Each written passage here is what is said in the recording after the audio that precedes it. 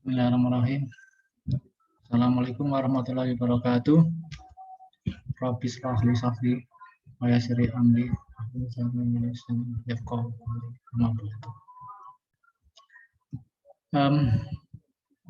Ketemu lagi bersama saya Sudaryanto dari Blunder Research Solution, di mana kanal YouTube saya akan menyajikan bagian-bagian detail dari apa tentang penelitian, ya, sehingga harapannya nanti kepusingan ataupun keruwetan atau blunder dalam penelitian adik-adik mahasiswa khususnya ya, mahasiswa S1, S2 maupun S3 itu dapat teratasi, dapat tersolusi, dan khusus untuk mahasiswa S3 filosofinya ataupun epistemologinya itu akan lebih didapat di dalam menulis karya laporan akhirnya ataupun karya ilmiahnya.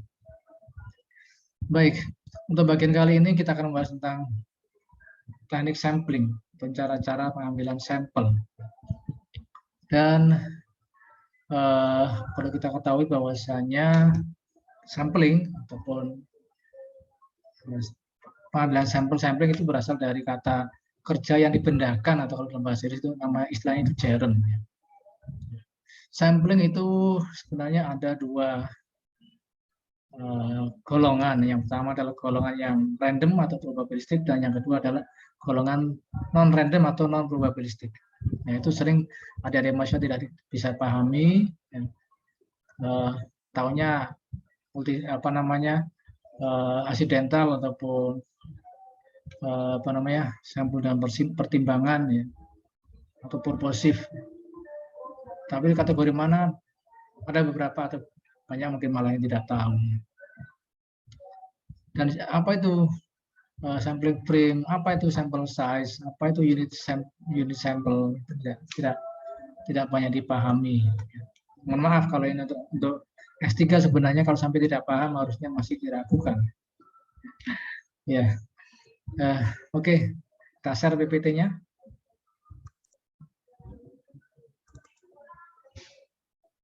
Karena apa? Karena S3 ya, doktor itu harus paham betul apa yang dia tuliskan.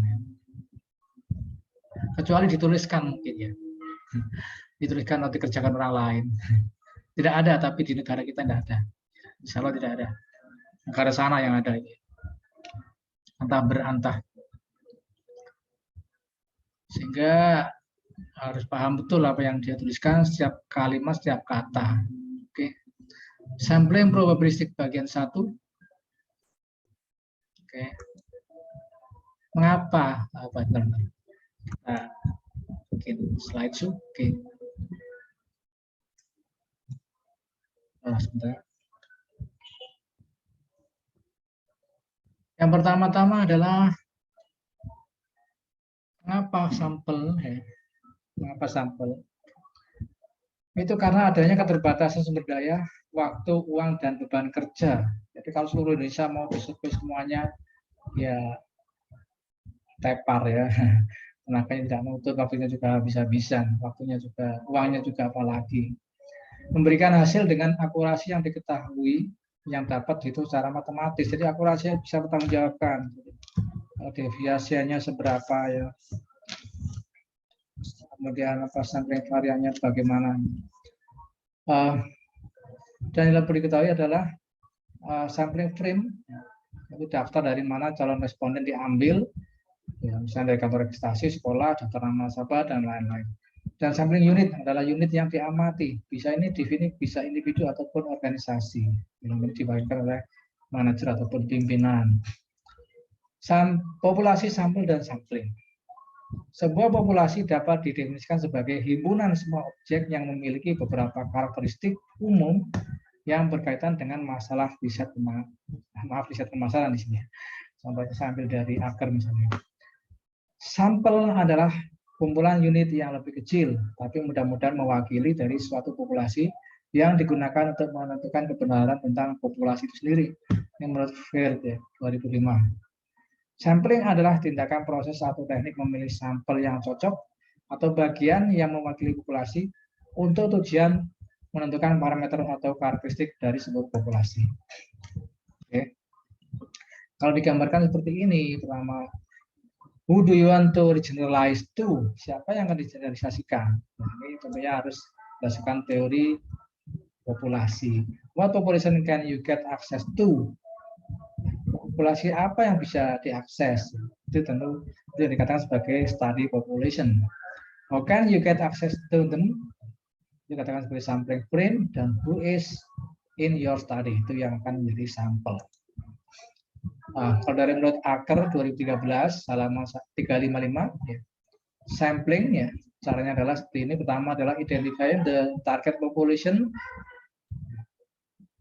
kemudian sebelum determining the sampling frame ya, perlu reconciling, perlu dipahami dulu tentang populasi, sampling frame differences ya, harus tahu supaya betul populasi dengan sampling frame. Oke. Setelah itu determine sampling frame. Kemudian dipilihlah sampel dengan teknik atau prosedur sampling yang ada. Apakah mau probabilistik atau bukan non probabilistik? Probabilistik terdiri dari simple random sampling, stratified sampling, systematic sampling, cluster sampling, dan multi-stage sampling. Sedangkan non probabilistik sampling itu ada convenience sampling, judgmental, quota, snowball, dan purposive. Judgmental, purposive juga ada. Kemudian determining the relevant sample size, berapa ukuran sampel yang relevan, baru dilakukan eksekusi terhadap sampling. Setelah itu data collection dari responden ya. Sebelum dikoleksikan sebagai informasi untuk pengambilan keputusan, perlu handling the non-response problem. Jadi perlu dipahami bahwasanya tidak semua kuesioner yang kita distribusikan atau kita kirimkan kepada responden itu akan dikembalikan ataupun dikembalikan dengan sempurna, diisi semuanya. Ada beberapa yang tidak terisi atau bahkan masih kosong. Itu dikatakan sebagai nanti sebagai apa namanya yang tidak valid ya. Tapi yang non respon ya dari 300 misalnya ya yang tidak mengembalikan itu misalnya 50%. Itu 150. Responsnya 50%. Ya. Jadi adik-adik di sini ada di mahasiswa ataupun rekan-rekan dosen ya. Dan adik-adik program doktor, master dan program doktor, jangan dibiasakan mendistribusikan kuesioner sesuai dengan kebutuhan dari statistik. Ya. Kalau butuhnya 150 ya kirimlah 300 misalnya ya. Apalagi orang Indonesia ya, maaf orang Timur. Kadang-kadang mungkin tidak mau diganggu tapi tidak ngomong apa-apa ya. Tahu-tahu tidak kirim balik gitu aja atau tidak dikembalikan. Itu yang dikatakan non-response problem. Dan response rate, tingkat pengembalian itu juga bagian dari kejujuran peneliti. Makanya kalau kita lihat seperti ini yang dikatakan sebagai target populasinya. Ya. Kemudian study population, populasi yang bisa diamati. Dan di dalamnya itulah yang akan diambil sebagai sampel. Oke. Untuk simple probabilistic sampling ini ada simple random sampling, stratified random sampling, systematic random sampling, cluster sampling, dan multi-stage random sampling. Kita awali dari simple random sampling. Simple random sampling adalah pengambilan sampel yang acak secara sederhana, simple random sampling. Jadi itu bisa didaftar arisan misalnya di daftar urut, kemudian diambil acak butuhnya berapa dari sekitar 100 peserta, yang diambil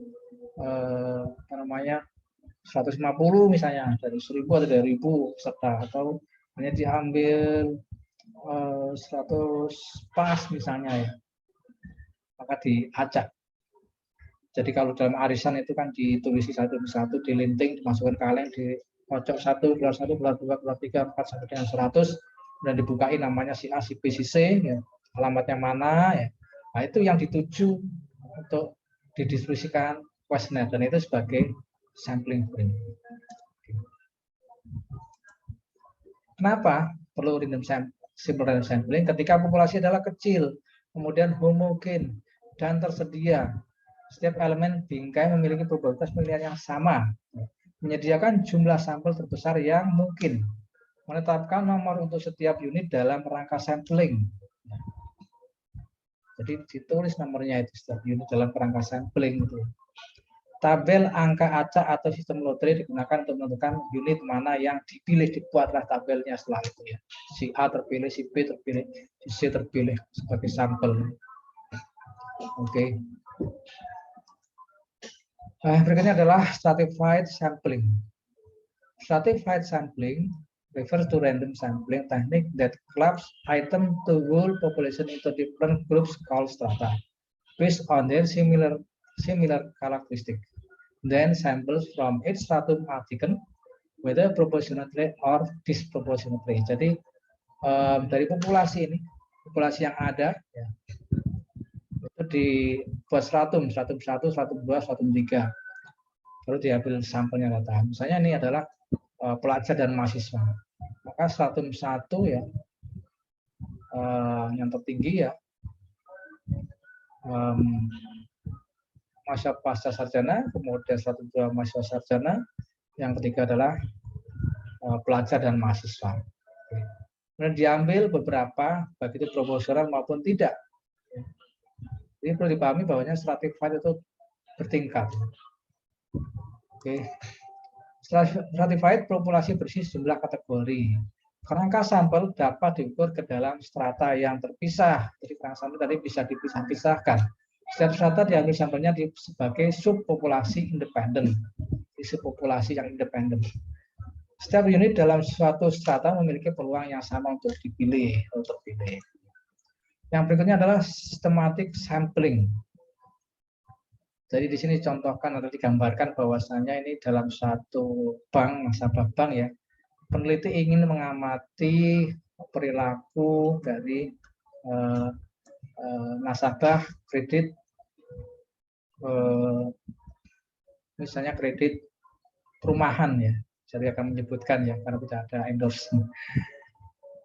Kemudian saya datang pagi-pagi sebelum kantor mau buka. Begitu kantor buka, saya datang duluan, saya duduk di depan resepsionis ataupun depan ya yang melayani pemberian kredit tadi. Yang pertama datang adalah ternyata orang dengan pakaian seperti profesional. Yang kedua datang berikutnya adalah orang yang parlente ya, tapi antik gitu ya. Beda kan? Dan yang ketiga profesional lagi. Dan yang keempat lagi orang yang parlente lagi, ya orang lain tentunya ya. Dan antik memiliki karakteristik bersama. Maka diputuskanlah bahwasanya yang menjadi sampel adalah setiap 2 orang yang datang. Setiap 2 orang, urutan kedua orang yang datang. Di sini adalah urutan kedua, urutan ke-4, ke-6, ke-8, dan ke-10. Walaupun di sini yang mirip itu yang ke-7, misalnya berubah pikiran, tidak bisa. Jadi urutannya adalah tetap 2, 4, 6, 8, dan 10. Oke. Sebagai sampel sampai sejumlah kebutuhan dari statistik. Kalau di sini misalnya dicontohkan dari 2000 nasabah bank, jadi menginginkan sampel hanya 100 orang, ya udah sampai ketemu 100 tadi. Oke. Cluster sampling. Cluster sampling itu digambarkan di sini bahwasanya populasinya dikelompokkan subpopulasi berdasarkan area di sini, wilayah First Avenue, Second Avenue, dan Third Avenue. Populasi terkait pertama-tama dibagi menjadi subpopulasi atau klaster yang saling eksklusif dan lengkap secara kolektif. Kemudian sampel acak dari klaster dipilih berdasarkan teknik sampling probabilitas. Oke. Untuk sampel klaster yang dipilih, baik semua elemen termasuk dalam sampel atau satu tahap atau sampel elemen diambil secara probabilistik atau 2 tahap. Elemen dalam sebuah klaster harus heterogen mungkin, tetapi klaster itu sendiri harus sehomogen mungkin. Idealnya setiap klaster harus menjadi representasi skala kecil dari populasi. Oke. Dalam probabilitas proporsional dengan pengambilan sampel ukuran, klaster disampel dengan probabilitas sebanding dengan ukuran. Pada tahap kedua, ya, probabilitas sampel pemilihan unit sampling dalam klaster yang dipilih berbanding terbalik dengan ukuran klaster. Maaf, saya pindah ruang.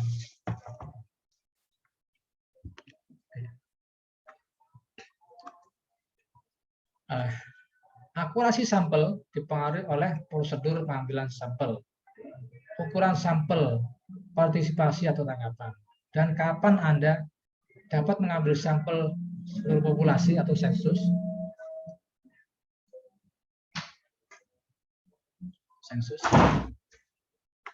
Itu ketika populasi Anda sangat kecil, ketika Anda memiliki sumber daya yang luas, ketika Anda tidak mengharapkan respon yang sangat tinggi.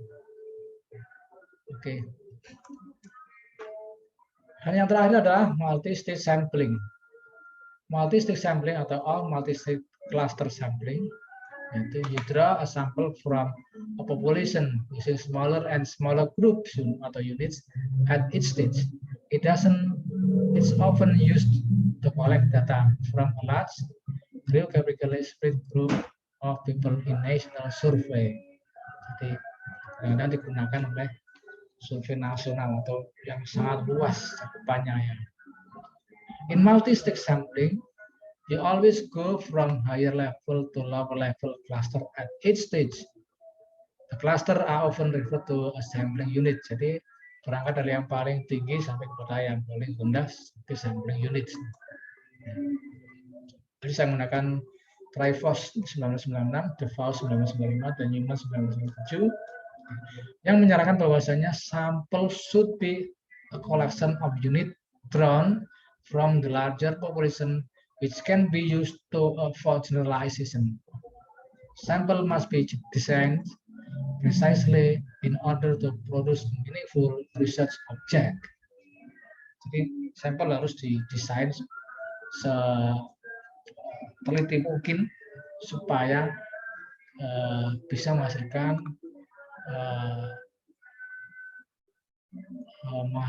meaningful research object ya. Pada tahap pertama, at the first stage, you divide up the population into cluster and select some of them. These are your primary sampling units. Jadi tahap pertama itu membagi populasi ke dalam beberapa primary sampling unit atau beberapa sub populasi. Oke, maaf ini saya agak grogi the speaker. Oke. Misalnya seluruh Indonesia, kita akan meneliti perilaku konsumen mahasiswa seluruh Indonesia. Maka yang pertama kan luas sekali. Masa kita akan mensensus si A, si B, si C seluruh Indonesia yang jumlahnya jutaan. Maka kita bagi wilayah Indonesia ke dalam beberapa provinsi ya yang sudah ada, yaitu 33 provinsi yang sudah ada. Maaf kalau keliru ya, atau mungkin sudah bertambah lagi. Dipilihlah satu provinsi, di sini misalnya Jawa Timur. Ya. Jawa Timur terpilih pada stage 1 atau pada tahap 1 sebagai sampling frame. Oke. Kemudian pada tahap kedua, you divide up your primary sampling unit into further cluster and select some of them as secondary sampling unit. Maka saya akan memilih secondary sampling unit atau unit sampel sekunder yang dari Jawa Timur, masih di Jawa Timur. Maka kita kelompokkan ke dalam beberapa distrik atau beberapa kabupaten. Ya. Di sini ada beberapa kabupaten di Jawa Timur, yaitu kita kelompokkan ke situ. Kemudian setelah itu kita bisa berhenti sampai di situ, kemudian kita daftar ya. Kita pilih 1 atau 2 kabupaten ya. kita daftar mahasiswanya, kok masih banyak sekali, tidak mungkin kita daftar sangat banyaknya misalnya ya, maka kita akan berangkat kepada tahap ketiga atau third stage ya. Misalnya terpilih Jember, di Jember kita bisa mendata jumlah mahasiswa ya, pada usia berapa sampai berapa misalnya ya. Jadi kita tujuannya adalah untuk mahasiswa yang pada semester berapa atau pada usia berapa ya. Sebagai ultimate sampling unit. Pada tahap ini sangat diperlukan untuk mengetahui sampling frame atau jumlah populasi dan daftar populasi untuk diambil secara random sesuai kebutuhan besaran sampel. Oke, ini saya ambil dari disertasi saya. Faktor influencing ICT adoption in East Java Agribusiness, individual and organizational approaches. Ini saya tulis 2010. Ya. Oke. Di sini Jawa Timur dibagi di dalam 4 koridor, yaitu koridor utara atau utara selatan atau north south koridor, new west koridor, north west koridor atau koridor barat daya, east koridor atau koridor timur, north koridor utara. Ini berdasarkan pada economic development plan, East Java Economic Development Plan, ada rencana pembangunan ekonomi. Saya mengambil dari laporan pertanggungjawaban gubernur ini sebagai referensi utama pada stage 1. Kemudian pada stage 2 ya, dari 7 Street District North South Corridor ya, 6 District in East Corridor atau timur ya, ditulis, didaftar, di mana ada vocational agribusiness university, karena pertimbangannya adalah tentang nanti yang menggunakan teorinya Barney, jadi pertimbangan SDM yang agribisnis yang memiliki kemudian SDM. Kemudian North South Corridor ada beberapa yang memiliki vocational university. Kemudian pada di sini dipilihlah satu distrik, berapa masing-masing satu distrik di maksud koridor ya, dengan satu distrik ya, dan klaster ada klaster 5 distrik ya, walaupun satu distrik memiliki VAU ya.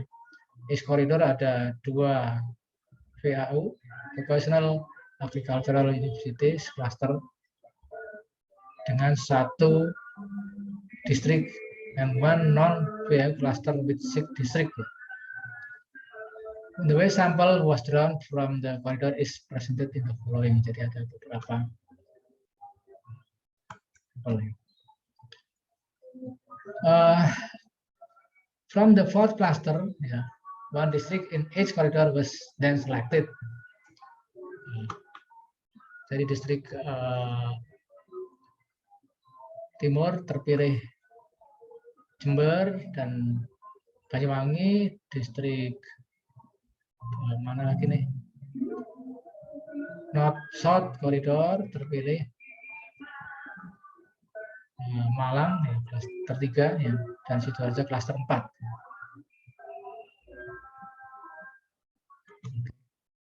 Kemudian sampling frame-nya adalah sebanyak 240 pengusaha agribisnis dan agroindustri yang ada di sampling Banyuwangi, Malang, dan Jember. Oke. Ini dipilih 3 ya. Kita ambil dari mana? Dari laporan database Departemen Pertanian yang publish tahun 2003. Kita list, kemudian kita ambil sampelnya sebanyak 240. Kita list 240, kita ambil sampelnya beberapa. Kita ambil dari ini, kita ambil dari bukunya Develis dan Drevos. Terima kasih, thank you very much, matur nuwun sangat, Kebun Kapses. Mudah-mudahan ini akan lebih mencerahkan keruwetan ataupun permasalahan dalam sampling ya. dari penelitian adik-adik mahasiswa semuanya, baik S1 dan S2 dan khusus untuk S3 harus lebih filosofis. Jangan hanya sekedar catat sampel Mas ya. Jadi tahu Mbak, tahu dari mana itu atau bagaimana bekerjanya sampling itu. Oke. Dan apabila dirasa sangat membantu, jangan lupa untuk subscribe, like, and share. Terima kasih, sampai ketemu lagi di konten berikutnya, yaitu tentang sampling non-probabilistik.